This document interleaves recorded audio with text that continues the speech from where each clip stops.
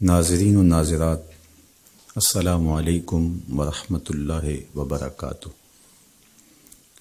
اس وقت پوری دنیا میں وبائی امراض خوف و ہراس کے پر پھیلائے ہوئے ہیں اور پوری انسانیت لرز رہی ہے۔ دنیا کے مختلف ممالک میں بہت ساری اموات واقع ہوئی اور لاکھوں لوگ اس وبائی مرض کا شکار ہوئے۔ زندگی کتنی عزیز ہے اور موت کا خوف انسانی وجود پر کس طرح طاری ہوتا ہے، آج ہم میں سے ہر شخص اس کو محسوس کر رہا ہے۔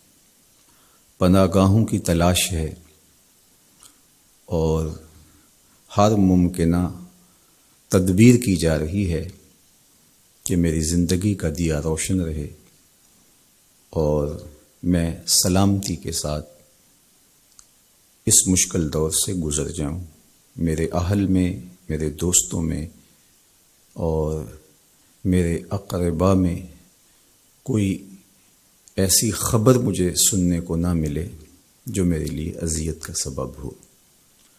یقیناً زندگی اللہ کا بہت بڑا انعام ہے اور ہمیں اللہ سے ہمیشہ خیر مانگنے کی، عافیت طلب کرنے کی ترغیب دی گئی ہے۔ میرے اور آپ کے آقا و مولا حضور ختم المرتبت صلی اللہ علیہ وآلہ وسلم نے اپنی امت کو تعلیم دیتے ہوئے ارشاد فرمایا، صلی اللہ العفو والعافیہ، اللہ سے معافی طلب کرو، اللہ سے عافیت طلب کرو۔ کبھی جنگ نہیں مانگنی چاہیے، امن مانگنا چاہیے۔ کبھی بیماری نہیں مانگنی چاہیے، صحت مانگنی چاہیے۔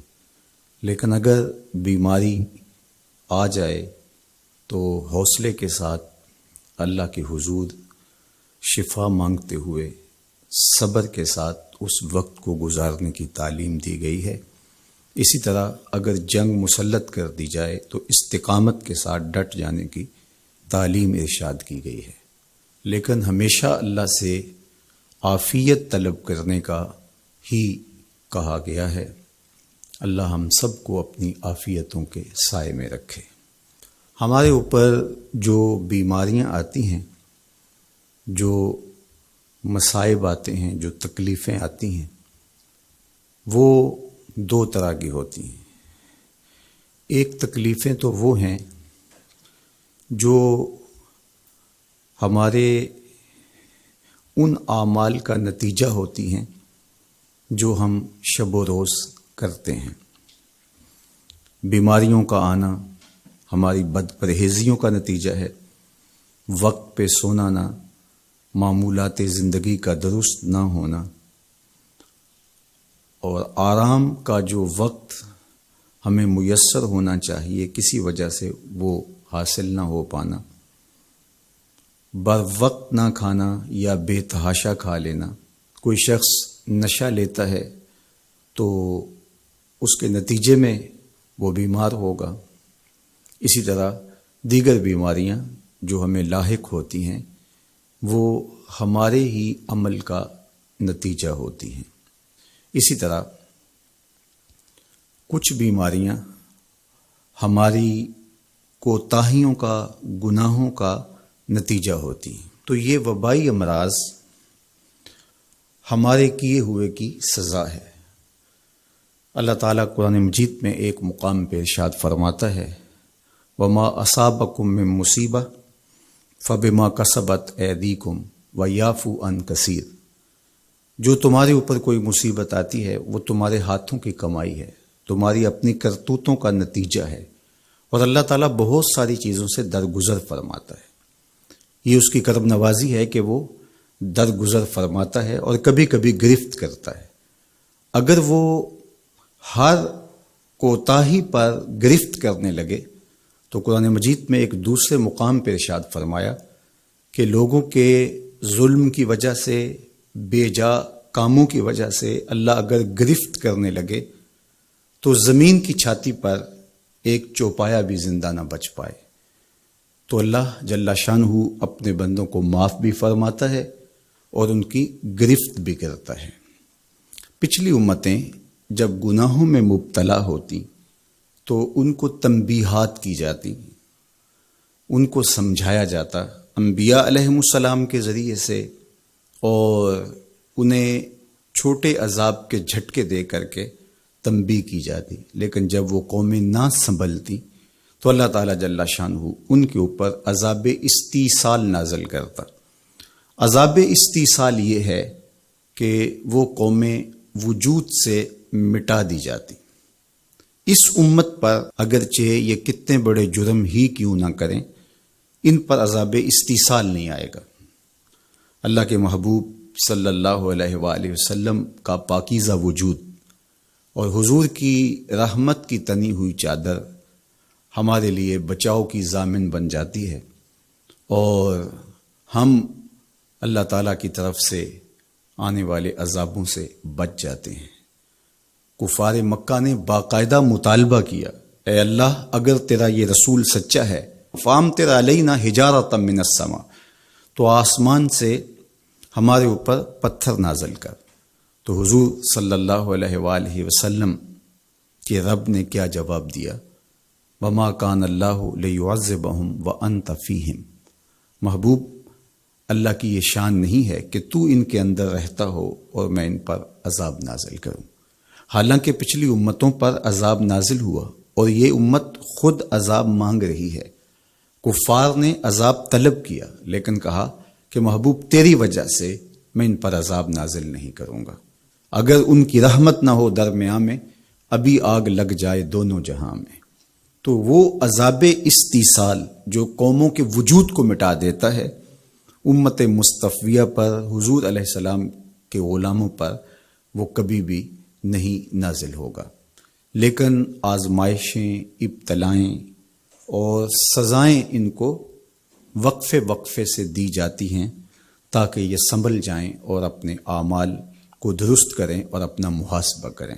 اگر وہ اس کے باوجود بھی نہ سمجھیں تو اللہ تعالیٰ جل شانہ کی سخت ناراضگی کا موجب ہے.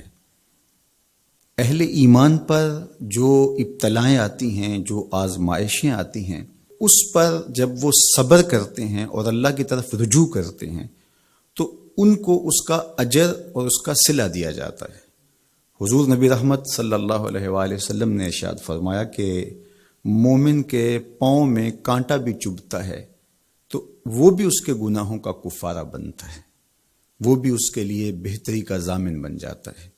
تو جو وبائیں آتی ہیں، تکلیفیں آتی ہیں، تو وہ اس کے لیے بہتری کی ضامن ہوتی ہیں. اسی لیے تو وباؤں سے جو اللہ پر یقین رکھتے ہوئے انتقال کرتے ہیں وہ شہید کے زمرے میں آتے ہیں. کتنا بڑا درجہ ہے شہادت کا، لیکن ان کو یہ نصیب ہوتا ہے. وہ اپنے آپ کا محاسبہ کرتے ہیں. کیسے ہمیں پتہ چلے کہ جو مصیبت ہمارے اوپر آئی ہے وہ سزا ہے یا ابتلا ہے؟ تو علماء نے کہا کہ جو وبا، جو مصیبت، جو تکلیف تمہیں پہنچتی ہے اس پر اگر تمہیں اللہ کی طرف رجوع نصیب ہوتا ہے تو وہ ابتلا ہے.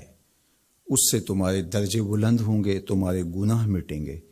اور اگر ان آزمائشوں، ان امتحانات اور ان وباؤں کے باوجود بھی تمہارا اللہ کی طرف رجوع نہیں ہوتا اور تم اسی طرح اپنی زندگی کو گزارتے ہو جس طرح اس سے قبل گزارتے ہو، تو وہ تمہارے لیے سزا ہے.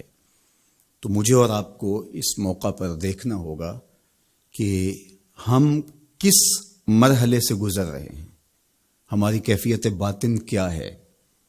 کیا یہ خوف و ہراس کا عالم اور یہ وبائی امراض اور اس وقت پوری دنیا کے اوپر جو کیفیت ہے وہ ہمارے لیے اللہ کی قربت کا سبب بن رہی ہے، رجوع اللہ کا ذریعہ بن رہی ہے، توبہ و استغفار کا سبب بن رہی ہے؟ ہم اللہ تعالیٰ جل شانہ کی قربت حاصل کرنے کے لیے کوشاں ہو گئے ہیں، یا کہ ہمارے رویے، ہمارا طرز زندگی اور ہمارا انداز معاشرت بالکل تبدیل نہیں ہوا، اور ہم جس طرح کی زندگی پہلے گزار رہے تھے اس طرح کی ہی زندگی بسر کر رہے ہیں، تو پھر یہ ہمارے لیے سزا ہے، ورنہ ہمارے لیے ابتلا ہے، آزمائش ہے، امتحان ہے، اور ہم اس میں اللہ کی قربت کے ذریعے سے اللہ کی پناہ میں آ کے سرخرو ہو رہے ہیں، کامیاب اور بامراد ہو رہے ہیں۔ یہاں ہمیں دیکھنا ہوگا کہ اس وقت سسکتی انسانیت کے لیے ہمارا رویہ کیا ہے۔ کیا ہم نے اشیاء خورد و نوش سے لے کر کے ضروری ادویات تک اور انسانی ضرورت کے لیے اس وبا سے بچنے کے لیے جو ماسک پہنا جاتا ہے اس کو حصول زر کا ذریعہ بنایا، یا کہ ہم انسانیت کی خدمت کے لیے اس وقت میدان عمل میں موجود ہیں؟ تو ہم اپنے عمل سے، اپنے رویے سے اپنے آپ کو جج کر سکتے ہیں، اپنے آپ کو دیکھ سکتے ہیں۔ اقبال نے کہا تھا اپنے دل سے پوچھ، ملا سے نہ پوچھ۔ تو ہمیں اپنے اندر سے فتویٰ ملتا ہے ہم کس جگہ پہ کھڑے ہیں، تو ہمیں اس حوالے سے اپنے آپ کو دیکھنا چاہیے۔ اللہ تعالیٰ جل شانہ نے ہمیں اس ابتلا میں، اس آزمائش میں مبتلا کیا ہے، تو اس میں اس کی حکمت بالغہ کیا ہے ہم نہیں جانتے، لیکن ہم اس کی طرف ہی رجوع کر کے، اس کے حضور عجز کر کے، اپنے گناہوں کی معافی مانگتے ہوئے کثرت استغفار کے ذریعے سے اس میں کامیاب اور سرخرو ہونے کی کوشش کریں۔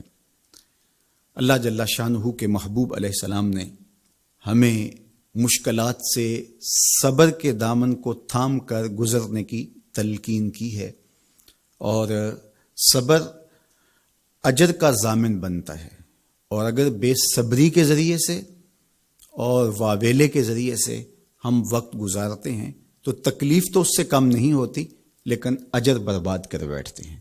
ہمیں ایسی مشکل گھڑیوں میں صدقہ و خیرات کے ذریعے سے اللہ کی قربت اختیار کرنے کا حکم دیا گیا۔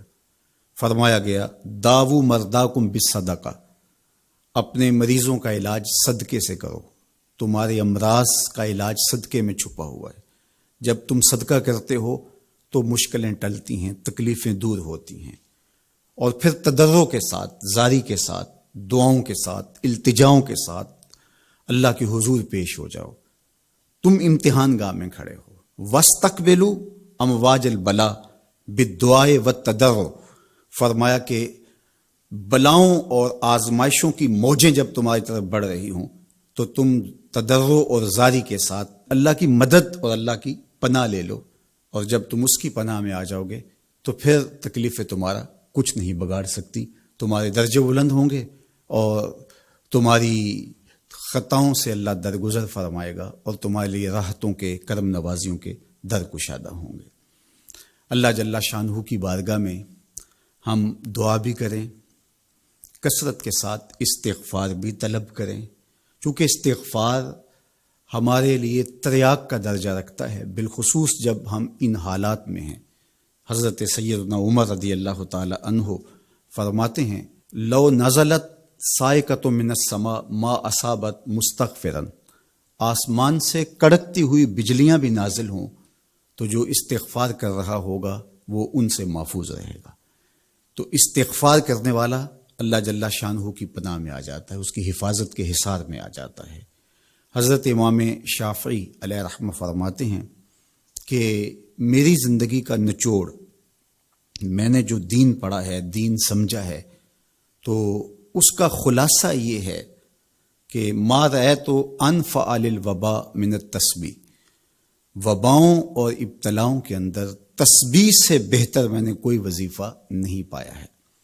تو جب آپ اللہ کی تسبیح بولتے ہیں، اس کی پاکی بولتے ہیں، تو آپ اللہ کی رحمتوں کے حصار میں آ جاتے ہیں، اس کی پناہ میں آ جاتے ہیں۔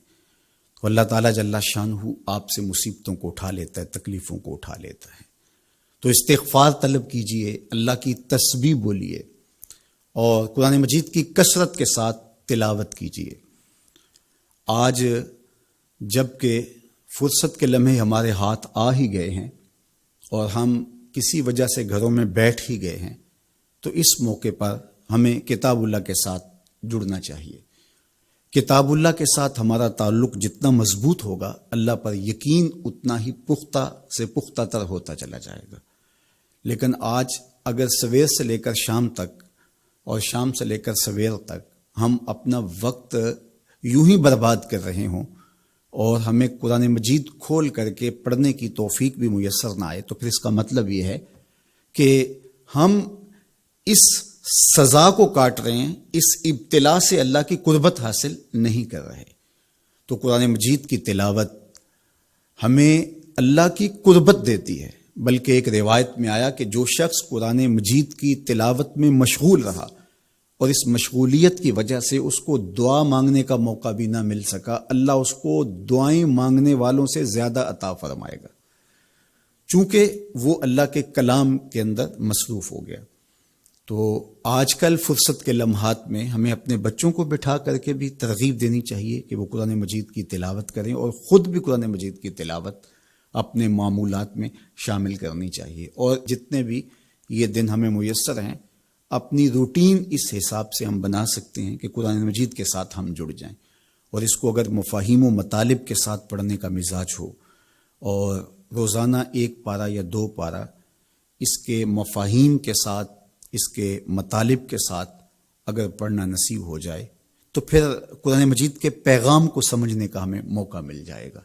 چونکہ یہ کتاب ہمارے آقا و مولا حضور ختم المرتبت صلی اللہ علیہ وآلہ وسلم کی وساطت سے ہمارے نام، ہمارے رب کا پیغام ہے، سندیسہ ہے ہمارے رب کا۔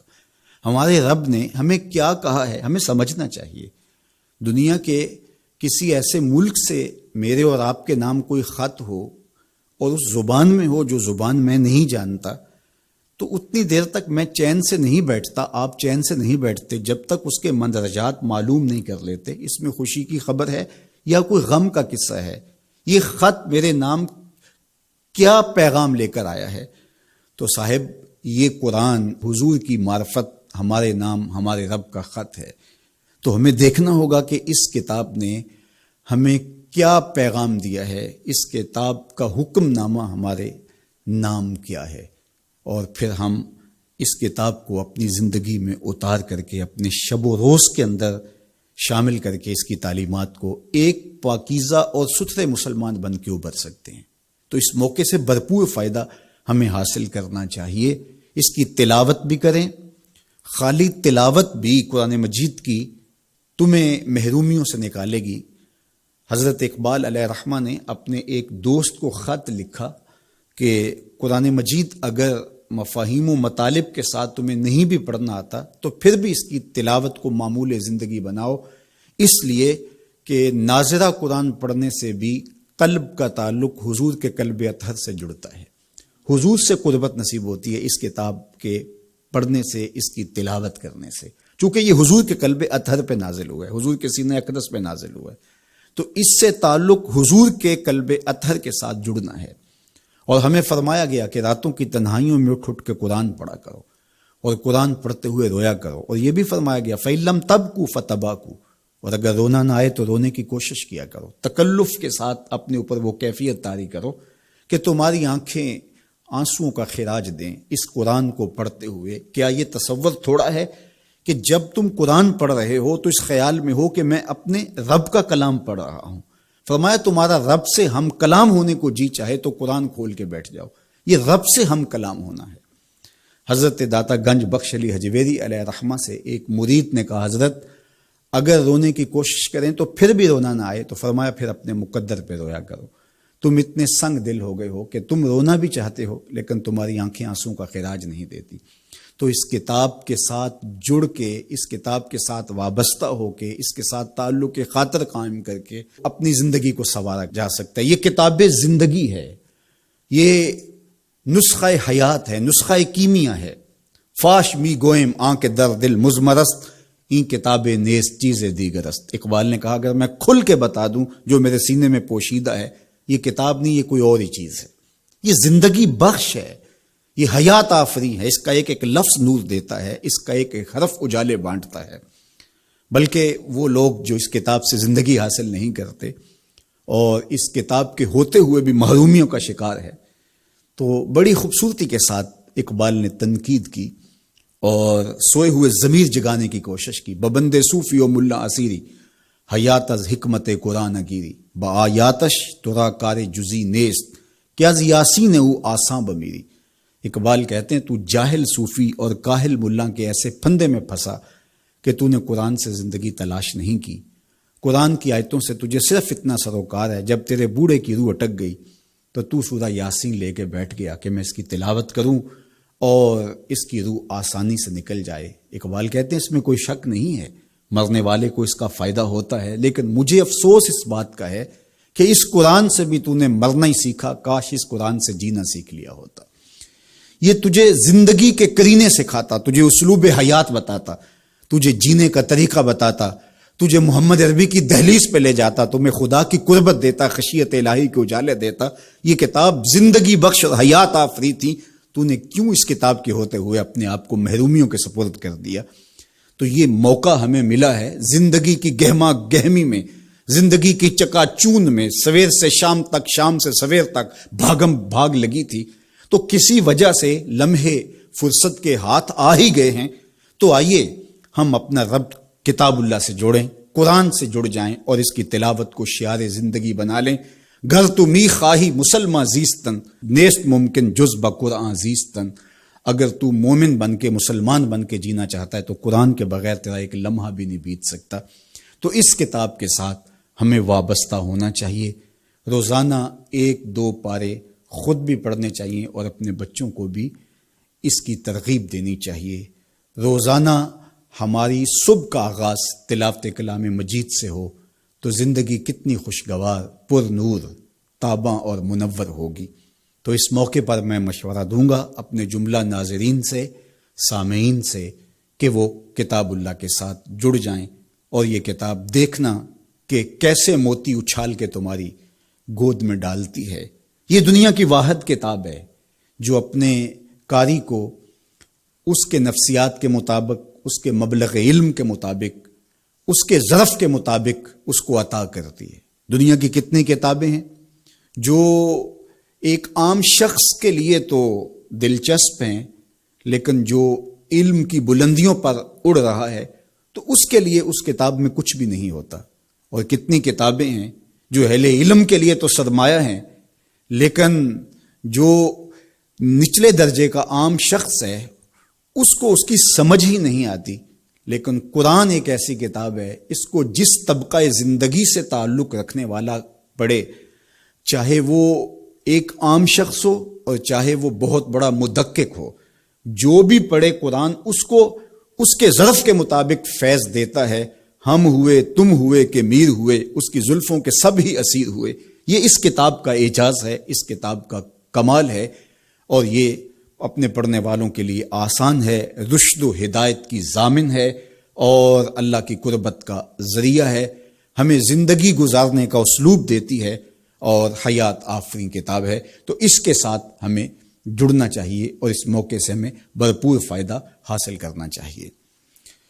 ایک بات میں یہ بھی عرض کرنا چاہوں گا کہ اس موقع پر خاص طور پہ ہمیں تھوڑا سا اپنا محاسبہ کرنے کے لیے بھی وقت مل گیا ہے. بھاگ دوڑ کے اندر سویر سے شام تک ہمیں اپنے آپ پر غور کرنے کا موقع نہیں ملا اور مقصد حیات کو سمجھنے کی فرصت نہیں ملی. ہم کیوں آئے تھے دنیا پر؟ مقصد زندگی کیا تھا؟ کیا رزق کمانا ہی مقصود حیات تھا؟ چلو حلال ہی صحیح، یہ تو کام چیونٹی بھی کرتی ہے، صبح اپنی بل سے نکلتی ہے، کسی کو ضرر نہیں دیتی، تکلیف نہیں پہنچاتی، حلال رزق جمع کرتی ہے اور شام تک وہ اس کام میں لگی رہتی ہے. موسم برسات کے لیے بھی جمع کرتی ہے، اپنے بچوں کے لیے بھی ضرورت پوری کرتی ہے، کسی کو تکلیف بھی نہیں پہنچاتی. اگر یہی وظیفہ حضرت انسان کا ہے تو پھر انسان میں اور حیوانات میں، بہائم، وحوش، طیور میں فرق کیا ہوا؟ یہ اشرف المخلوقات پھر کس بات پہ ہوا؟ تو کیا یہ انسان کے لیے باعث شرف ہے؟ نہیں، انسان کے لیے شرف کا سبب کوئی اور ہے. اس نے اپنے مقصد کو سمجھنا تھا، آنے کے مقصود کو جاننا تھا. اور جو اپنے مقصود زندگی کو ہی نہیں سمجھ پایا تو قرآن نے ایک مقام پہ ارشاد فرمایا، من کان فی ہذہ اعمی فہو فی الآخرۃ اعمی. جو اس دنیا میں اندھا رہا کل قیامت کے دن بھی نابینا اٹھایا جائے گا۔ اس سے ان آنکھوں کی بے نوری مراد نہیں ہے، وہ تو حدیث پاک میں آتا ہے جو آنکھوں سے آزمایا گیا، ان دو محبوب چیزوں سے آزمایا گیا، تو اس کو اللہ تعالیٰ اس کے بدلے میں قیامت کے دن اجر دے گا، صلہ دے گا۔ دنیا کے اوپر اگر کسی کو بینائی نہیں دی گئی تو کتنی بڑی آزمائش ہے، جہاں اندھیرا ہے، کائنات کی رنگینیاں، خوبصورتیاں، کائنات کا جمال، یہ کیا کچھ ہے کائنات کے اندر، لیکن وہ کچھ نہیں دیکھ پایا۔ اب وہ ایک عجیب اذیت سے تو گزرتا ہے لمحہ لمحہ، تو اس کا صلہ اس کو اس کے بدلے میں آخرت میں دیا جائے گا۔ تو یہ نہیں کہ دنیا کے اوپر نابینا تھا کوئی، ان ظاہری آنکھوں میں روشنی نہیں تھی تو قیامت کے دن بھی نابینا اٹھایا جائے، اس کا کیا قصور؟ اس سے مراد دل کا نابینا ہونا ہے، جو اس دنیا میں اندھا رہا، جس کے دل نے اللہ کی معرفت کا نور نہ پایا، جو مقصد زندگی نہ سمجھ پایا، جو مقصد زیست نہ سمجھ پایا، میں دنیا پہ آیا کیوں تھا۔ وہ کیا خوب کہا تھا اکبر الہآبادی نے، کیا بتائیں احباب کیا کار نمایاں کر گئے، بی اے کیا، نوکر ہوئے، پینشن ملی اور مر گئے۔ زندگی کا یہ مقصد تو نہیں ہے۔ تو زندگی کسی کام کے لیے، ہم اللہ کی معرفت حاصل کریں، اپنی زندگی کے مقصود اور مدعا کو سمجھیں کہ ہم کیوں تخلیق کیے گئے اور ہمیں فہم و فراست اور عقل و خرد سے کیوں نوازا گیا۔ تو وہ مقصد اگر ہم نے نہیں پایا تو اس موقع پہ ہمیں اپنا محاسبہ کر کے غور کرنا ہوگا اور اپنی زندگی کی راہوں کو درست کرنا ہوگا۔ اللہ کے حضور رجوع کریں، سچی توبہ کریں۔ آج یہ تھوڑے سے حالات دیگر گوں ہوئے اور موت آنکھوں کے سامنے رقص کرتی ہوئی نظر آئی۔ ابھی تو ہم نے سوشل میڈیا پہ مختلف لوگوں کی موت کے رقص کو دیکھا، ہم نے الیکٹرانک میڈیا کے اوپر مختلف ممالک کی خبریں دیکھیں اور دل لرزنے لگے۔ اور جب اپنی آنکھوں کے سامنے ان لوگوں نے یہ مناظر دیکھے ہوں گے تو کیا عالم ان کا ہوگا اور کیا کیفیت ان پر بیتی ہوگی اور کس کرب سے، کس اذیت سے وہ گزرے ہوں گے۔ اور ہزاروں انسانوں میں سے کوئی ایک شخص آغوش موت میں اترا اور اس کی سسکیاں اور آخری لمحے اس کی تڑپ اور اس کی بے چینیاں اور اس کے خاندان کی محرومیاں اور ان کی آنکھوں سے برستے ہوئے آنسو دل لرزا دیتے ہیں۔ تو ذرا 2 لمحوں کے لیے تصور کر لیجئے کہ اربوں انسان ہیں، تو چند ہزار لوگ آغوش موت میں اترے تو ہمارا وجود لرزنے لگا، تو وہ لمحہ کتنا دردناک ہوگا جب یہ زمین بھی لپیٹی جا رہی ہوگی، جب آسمان بھی لپیٹا جا رہا ہوگا اور ہر ذی روح اس دنیا سے رخصت ہو رہا ہوگا، اور خوف قیامت اور قیامت کا وہ زلزلہ، وہ جھٹکا، اپنے اطراف میں دائیں بائیں آگے پیچھے لاشیں گرتی نظر آئیں گی اور پھر جسموں کے پرزے اڑتے ہوئے دکھائی دیں گے۔ اذا زلزلت الارض زلزالها واخرجت الارض اثقالها وقال الانسان ما لها یومئذ تحدث اخبارها۔ وہ داروگیر کے لمحے، وہ ایک خوفناک چنگھاڑ اور چیخ، وہ اتنا دردناک لمحہ ہوگا کہ ہول قیامت سے پیدا ہوتے ہوئے بچے کے بال سفید ہو جائیں گے۔ وہ اتنا دردناک لمحہ ہوگا۔ تو وہ لمحہ بھی آنے والا ہے اور ہم سب لوگ آغوش موت میں اترنے والے ہیں۔ اگر اس وبا سے میں اور آپ بچ کے نکل بھی جاتے ہیں تو کیا موت سے ہم بچ پائیں گے؟ تو یہ ہمارے لیے ایک جھنجھوڑنے کا لمحہ ہے، ہمیں تنبیہ کی جا رہی ہے، یہ تازیانہ عبرت ہے ہمارے لیے، اور ہم اپنی آخرت کی بہتری کے لیے کوشش کر لیں اور دیکھیں کہ یہ لمحات زندگی کے اور یہ گھڑیاں جو آج ہمیں میسر ہیں، ایک وقت آئے گا یہ بھی میسر نہیں ہوں گی۔ اور اگر آج ہم نے عبرت حاصل نہ کی تو پھر سوائے ہاتھ ملنے کے کچھ نہیں ہوگا۔ وہ ایک فقیر تھا، بازار سے گزر رہا تھا تو لوگوں کو دنیا میں کھوئے ہوئے دیکھا تو دل میں رحم جاگا، تو ان کو سمجھایا کہ یہ سب کچھ دنیا ہی نہیں ہے، اس دنیا کے بعد بھی کوئی جہاں ہے، تم نے کسی کے حضور پیش ہونا ہے اور اپنے اعمال کی جواب دہی تمہارے کندھوں پہ ہے۔ تو آؤ اپنی آخرت کو یاد کرو اور اپنے رب سے تعلق جوڑ لو۔ لوگوں نے کہا جا بابا کام کر، تجھے کیا پتا کہ دنیا کی لذتیں کیا ہیں اور ہم کس کام کاج میں لگے ہیں، جا اپنا کام کر۔ وہ شخص دل برداشتہ ہو گیا، وہاں کھڑا ہو کے آنسو بہانے لگا۔ کوئی شخص گزرتا ہوا رکا تو اس نے ایک شخص کو روتے ہوئے دیکھا تو رک کے کہنے لگا کہ کسی نے تجھے تنگ کیا ہے، کسی نے تیرے اوپر کوئی زیادتی کی ہے، تم کیوں رو رہے؟ اس نے کہا کسی نے کوئی زیادتی نہیں کی، بس ان کے رویے نے رلا دیا۔ کہا کیا ہوا؟ کہا گزر رہا تھا، ان کو دنیا میں کھوئے ہوئے دیکھا، دل میں خیال جاگا کہ ان بندوں کی اور رب کی صلح نہ کروا دوں۔ تو کہا پھر کیا بنا؟ کہا وہ تو مان گیا تھا، یہی نہیں مانے۔ وہ تو کہتا تھا لے آ میری دہلیز پہ، میں سارے گناہ معاف کر دوں گا۔ التائب من الذنب کمن لا ذنب لہ، گناہ سے توبہ کرنے والا ایسا ہو جاتا ہے جس طرح اس نے گناہ کیا ہوا ہی نہیں۔ نامہ اعمال سے بھی گناہ مٹا دیے جاتے ہیں، فرشتوں کی یادداشتوں سے بھی محو کر دیے جاتے ہیں، اور گناہ جس جگہ پہ کیے زمین گواہ ہوتی ہے، ہاتھ پاؤں گواہ ہوتے ہیں، سب جگہوں سے محو کر دیے جاتے ہیں۔ اور گناہ سے توبہ کرنے والا ایسے ہوتا ہے جیسے اس نے ابھی ماں کے پیٹ سے جنم لیا ہو۔ تو کہا وہ تو کریم ہے، سورج ابھی مغرب سے طلوع نہیں ہوا، رحمت کا در کشادہ ہے، توبہ کا دروازہ بند نہیں ہوا، تو میرا خیال تھا ان بندوں کی اور رب کی صلح کروا دوں۔ تو وہ تو مانتا تھا، ہم تو مائل بکرم ہیں، کوئی سائل ہی نہیں، لیکن ان سے بات کی تو یہ نہیں مانے۔ خیر وقت گزر گیا، وہی شخص ایک دن کے بعد قبرستان کے قریب سے گزرا تو وہی فرد وہاں روتا ہوا پایا گیا۔ تو اس نے پھر اپنی گاڑی، اپنی سواری روکی اور کہا بابا عجیب شخص ہے، بازاروں میں بھی روتا ہے، قبرستانوں میں بھی روتا ہے، آج کیا مسئلہ تجھے ہوا؟ کہا مسئلہ وہی میرا کل پرسوں والا ہے۔ کہا کیا ماجرا ہوا؟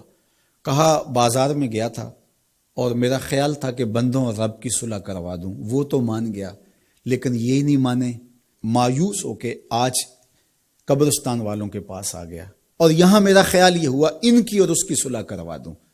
تو بڑی دلچسپی سے پوچھا کہ آج کیا بنا؟ کہا آج یہ مان گئے ہیں، وہ نہیں مانتا۔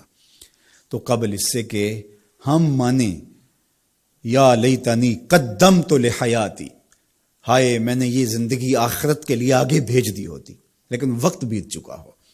تو آج وقت ہے، وقت پر کافی ہے قطرہ بھی آب خوش ہنگام کا، جل گیا جب کھیت برسا می تو پھر کس کام کا۔ میں نے تو کتب میں پڑھا ہے کل قیامت کے دن نیکوکار بھی پچھتائیں گے، بدکار بھی پچھتائیں گے۔ بدکاروں کا پچھتانا تو سمجھ میں آتا ہے، نیکوکار کیوں پچھتائیں گے؟ جب وہ اپنے اچھے اعمال کی جزا دیکھیں گے تو وہ پچھتائیں گے، جو چند لمحے ضائع کر دیے وہ بھی کیوں ضائع کر دیے، وہ بھی یاد الہی میں بسر کیے ہوتے۔ اور جنہوں نے اپنی زندگی گناہوں میں گزار دی، خواہشات نفس میں گزار دی، آرزوؤں اور تمناؤں میں بسر کر دی، دو دنی چار کے چکر میں پڑے رہے، دولت کے انبار لگ گئے، پھر بھی نفس رجا نہیں ہے، اندر کی خواہشات تشنا کی تشنا ہی رہیں، پھر بھی سیرابی نہیں ہوئی۔ کوزائے چشم حریصاں پر نشد، تا صدف کانے نشد پر در نشد۔ رومی علیہ رحمہ فرماتے ہیں حریص کی آنکھ کا پیالہ نہیں بھرتا۔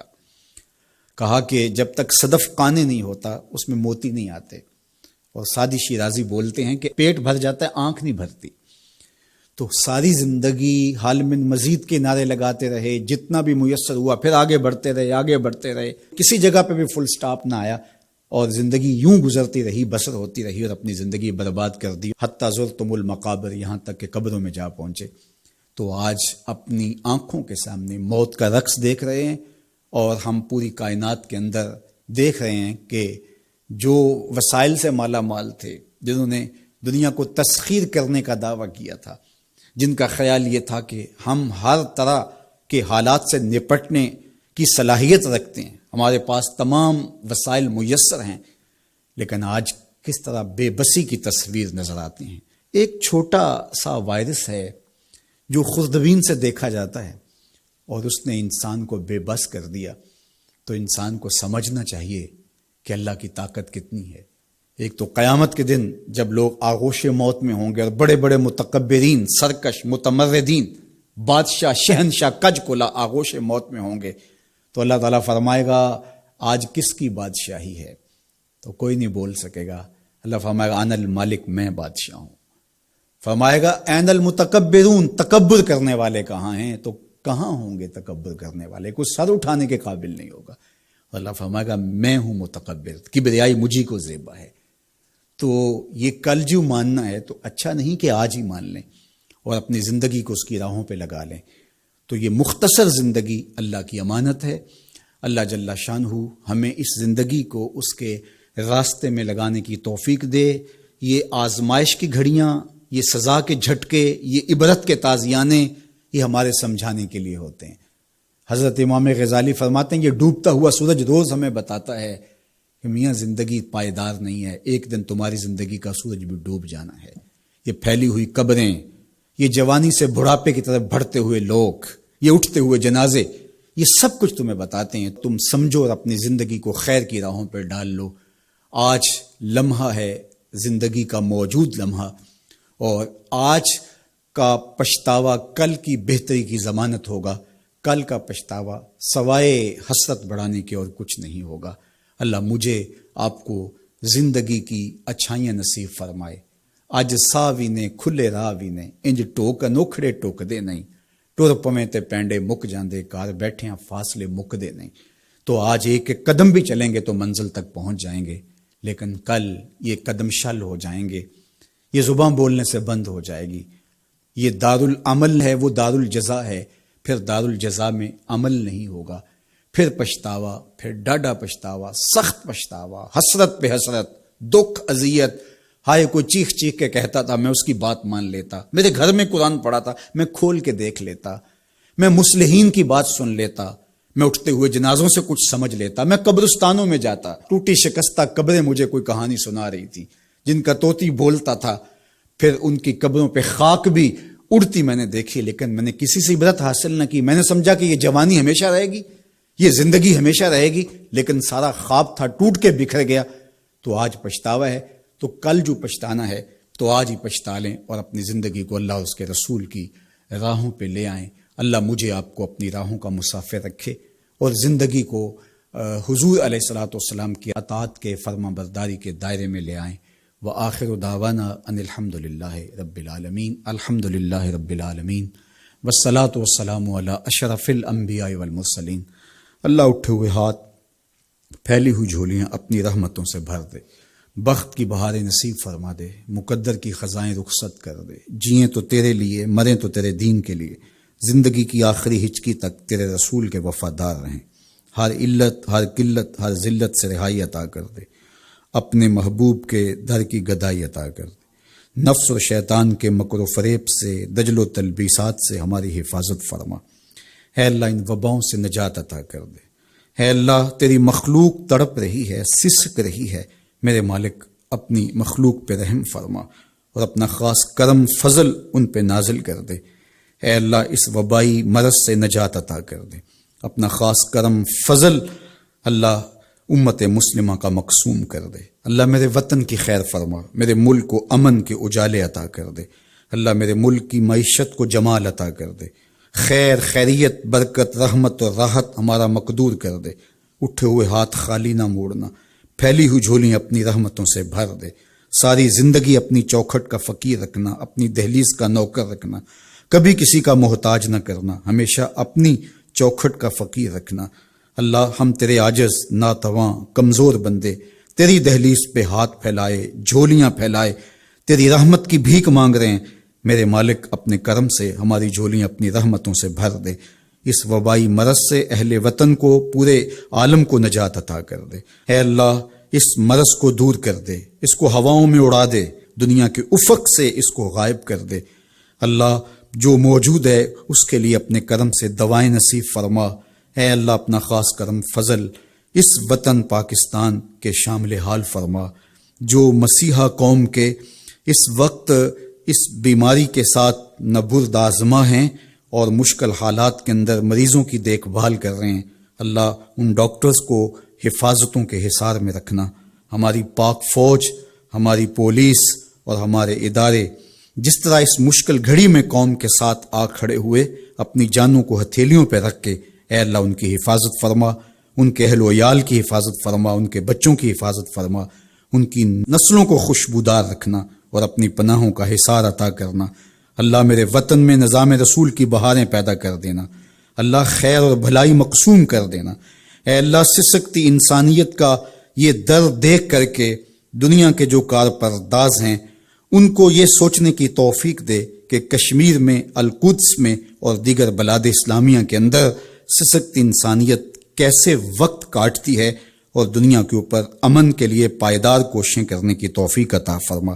اللہ ہمارے اٹھے ہوئے ہاتھ خالی نہ موڑنا، جملہ ناظرین کی جتنی دعائیں ہیں اللہ اپنے کرم سے مستجاب فرمانا، بے اولادوں کی جھولیاں اولاد سے بھر دینا، دکھیوں کے دکھ دور فرمانا، پریشان حالوں کی پریشانیاں دور فرمانا، بیماروں کو شفا عطا کر دینا، بے اولادوں کی گودیاں اولاد سے ہری کر دینا، انہیں اولاد نرینہ بھی بخشنا، اولاد مادینہ بھی بخشنا، اور ان پر اپنی خاص رحمات کا نزول کر دے۔ وصلی اللہ تعالی علی النبی الامین وعلی آلہ واصحابہ اجمعین۔